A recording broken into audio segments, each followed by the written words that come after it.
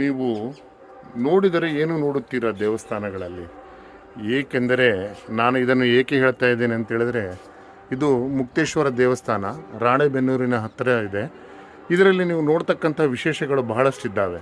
ನಾನು ನಿಮಗೆ ಇದರಲ್ಲಿ ಒಂದೊಂದು ಕೆತ್ತನೆಯನ್ನು ತೋರಿಸ್ತಾ ಇದ್ದೇನೆ. ಬೇರೆ ಬೇರೆ ದೇವರ ಭಂಗಿಗಳು, ವಿಶಿಷ್ಟವಾಗಿರ್ತಕ್ಕಂಥ ನೃತ್ಯ ನಾಯಕಿಯರ ಭಂಗಿಗಳು, ಇದನ್ನೆಲ್ಲ ನೀವು ನೋಡಿದರೆ ಆಗಿನ ಕಾಲದ ನಮ್ಮ ಪೂರ್ವಜರು ಎಷ್ಟು ಪ್ರಾಮುಖ್ಯತೆಯನ್ನು ಕೊಡ್ತಾ ಇದ್ದರು, ವಿವಿಧತೆಯನ್ನು ಹಾಗೂ ಬೇರೆ ಬೇರೆಯಾಗಿರ್ತಕ್ಕಂಥ ಕಲೆಗಳಿಗೆ ಎಷ್ಟು ಪ್ರೋತ್ಸಾಹವನ್ನು ಕೊಡುತ್ತಿದ್ದರು ಎಂದು ನೀವು ಇದರಲ್ಲಿ ನೋಡಿ ಕಲಿಯಬಹುದು. ಇಲ್ಲಿ ನೃತ್ಯ ಭಂಗಿಗಳಾಗಲಿ ಅಥವಾ ಕಲ್ಲಿನ ಕೆತ್ತನೆಗಳನ್ನಾಗಲಿ ಹಾಗೂ ಛಾವಣಿಯ ಜೋಡಣೆಗಳನ್ನಾಗಲಿ ಹಾಗೂ ಕಂಬಗಳ ಕೆತ್ತನೆಗಳನ್ನಾಗಲಿ ಮೇಲ್ಛಾವಣಿಗಳನ್ನಾಗಲಿ ಇದನ್ನೆಲ್ಲ ನೀವು ಬಂದು ದೇವಸ್ಥಾನಗಳಲ್ಲಿ ಕೇವಲ ದೇವರ ದರ್ಶನವನ್ನು ಮಾಡಿಕೊಂಡು ಹೋದರೆ ಅಲ್ಲ, ಅವರ ಒಂದು ವಿಶಿಷ್ಟ ಕೌಶಲ್ಯತೆಯನ್ನು, ಅವರ ಒಂದು ದೂರದೃಷ್ಟಿಯನ್ನು, ಅವರ ಒಂದು